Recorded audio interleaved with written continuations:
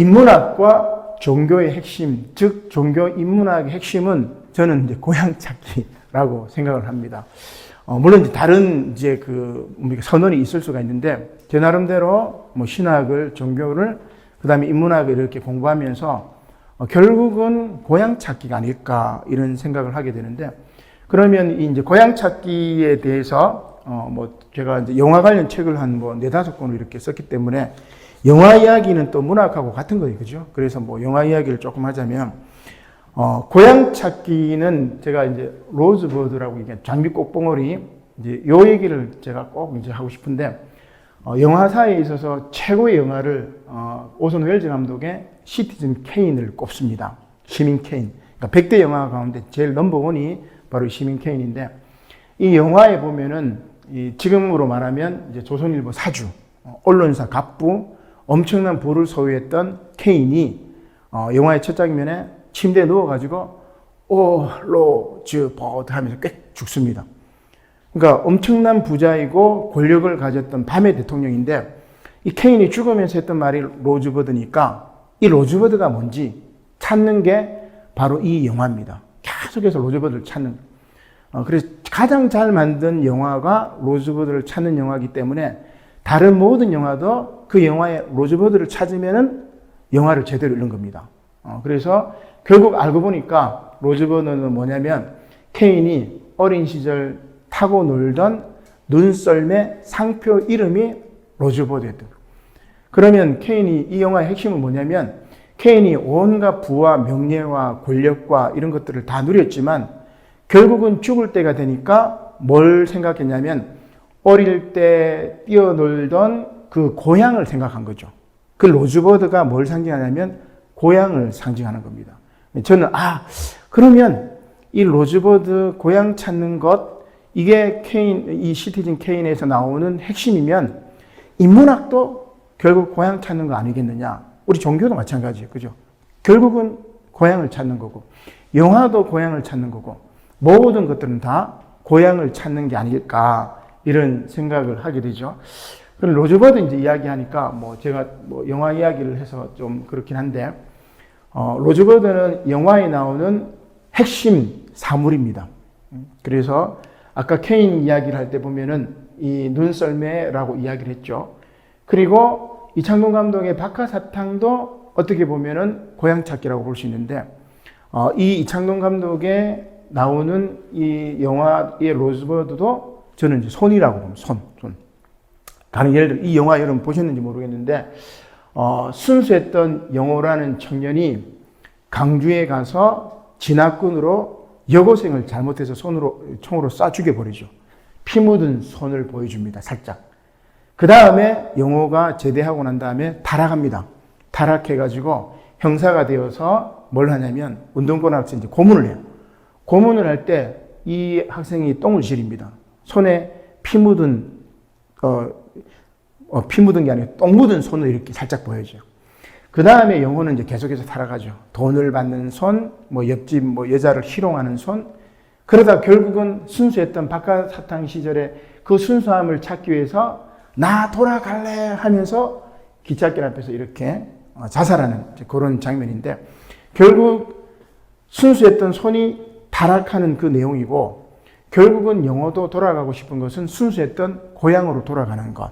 그러니까 인문학은 영화도 마찬가지고 순수했던 그 시절 고향으로 돌아가는 거다. 종교 인문학도 마찬가지. 고향으로 돌아가는 거다. 이렇게 생각을 해볼 수 있습니다. 그래서 로즈버드 얘기해서 저는 참 이 영화 갖고 얘기하는 게 더 이제 흥이 나는데, 아무튼 이 김지훈 감독의 밀정이라는 거는 핵심은 뭐냐면 여기 로즈버드는 발가락입니다. 실제로 이제 김상옥을 독립투사 김상옥을 이제 모델로 해서 했던 건데, 영화에는 이제 김장옥으로 나오지만 처음에 김장옥이 이 친일파였던 송광호가 이제 쫓아오는 거죠. 그리고 총에 맞아가지고 발가락이 잘립니다. 그 발가락을 친일파였던 송광호가 계속 가지고 있어요. 영화의 마지막에 얘가 이 송광호가 이제 친일파에서 독립투사로 바뀌면서 친일파를 암살하면서 그 발가락을 이렇게 보여줘요. 그래서 이 발가락이 딱 2번밖에 안 나오지만 이 영화를 끌어가는 핵심 키워드 포인트라고 할 수 있겠죠. 이게 이제 로즈버드입니다. 그래서 어떤 사물이든 사건이든 핵심을 파악하는 능력. 그래서 로즈버드를 찾게 되면은 우리가 이제 뭐 본질을 이제 잘 파악할 수 있겠죠. 뭐 발가락이고, 괴물은 제가 그 봉준호 감독의 영화에 보면 항상 비가 내비, 그리고 항상 굴이 있습니다. 우리 괴물도 마찬가지, 살인의 추억도 마찬가지고, 마도도 마찬가지고, 항상 비와 굴이 내리는데, 제가 그 논문에도 그렇게 썼는데, 봉준호 감독은 비와 굴을 통해서 비굴한 한국인의 초상을 굉장히 잘 보여줘요. 굉장히 잘 보여줍니다. 그런 게, 그래서 굉장히 단순하죠. 우리 그 기생충에도 보면 비가 나오기도 하고, 반지하를 굴처럼 이렇게 묘사하기도 하고, 너무 단순한 이제 이 로즈버드라고 이야기를 할 수가 있어요. 종교 인문학의 핵심은 고향을 찾는 건데, 스포츠의 야구도 마찬가지죠. 야구. 그래서 미스터 코라는 영화를 보게 되면은 거기에 우리 변희봉, 요번에 이제 돌아가셨는데, 이 변희봉 선생님이 주인공 웨이웨이 할아버지로 나오면서 야구에 대한 정의를 내립니다. 야구는 홈, 집에서 출발해서 다시 1루, 2루, 3루, 그리고 다시 홈으로 돌아오는 경기. 그 얘기 딱 듣고, 야, 이 야구야말로 정말 인문학적인, 인문학의 핵심을 보여주는구나. 뭐 그런 생각을 했었는데, 지금 이제 고향으로 돌아가셨겠죠. 어떻게 보면 이제, 하늘나라로 이제 가셨던 것 같은데, 이게 인문학의 본질이고, 그러면 서양의 최고의 고전은 뭐냐면, 호메로스의 일리아드하고 오디세이입니다. 서양 문학의 최초의 어떤 서사시이기 때문에, 결국 여기도 뭐냐면, 일리아드에서는 아킬레우스나 오디세우스를 통해서 트로이를 정복하죠. 그 다음 내용이 뭐냐면, 오디세이에서는 오디세우스가 다시 고향으로 돌아가는 이야기입니다. 우리 성경에도 보면은 가나안 땅으로 가는, 고향으로 가는 거잖아요. 그죠?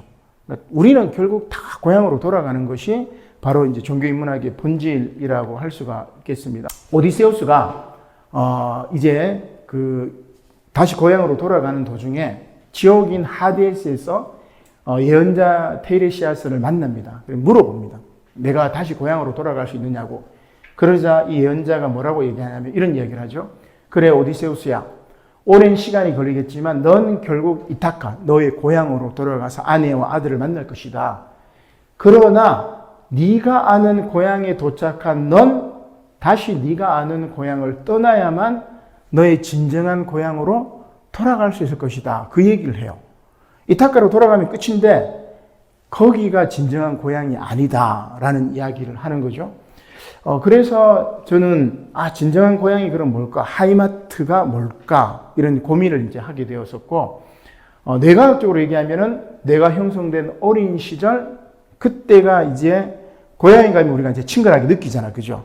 그거는 이제 어릴 때 우리 뇌가 친근하게 느꼈던 것들을 가지고 있기 때문에 그런데, 그러면 뇌과학적으로 분석해가지고 거기가 이 고향일까? 우리 이제 엔그램이라고 얘기를 하는데, 기억 저장 장소. 거기가 고향일까? 아니면 우리 소울처럼 영원히 가는 이제 고향이 있지 않을까? 상상력을 이제 발휘해서, 뭐 성경적인 건 아니겠지만, 그래서 이 땅에 진정한 고향이 없음을 오디세우스 이야기를 통해서 잘 보여줍니다. 제가 이제 좋아하는 시가 귀천 천상병인데, 뭐 여러분 다 아시는 이야기죠. 나 하늘로 돌아가리라 새벽 기도하다 하면 쓰러지는 이슬 더불어 손에 손을 잡고, 나 하늘로 돌아가리라, 그리고 이 아름다운 이 세상 소풍 끝내는 날 가서 아름다웠더라고 말하리라. 이런 이야기를 합니다. 그러니까 지금 잠시 세상을 떠나서 잠시 이 땅에 와서 살다가 다시 이제 고향으로 돌아가는 거죠. 실낙원을 했으면 다시 낙원으로 돌아가는 거. 이게 기독교 형이상학의 큰 틀이고, 그 다음에 오디세우스 이야기를 통해서 보았던 고향 찾기가 종교 인문학의 핵심, 종교의 핵심, 인문학의 핵심이다. 그렇게 이제 보는데,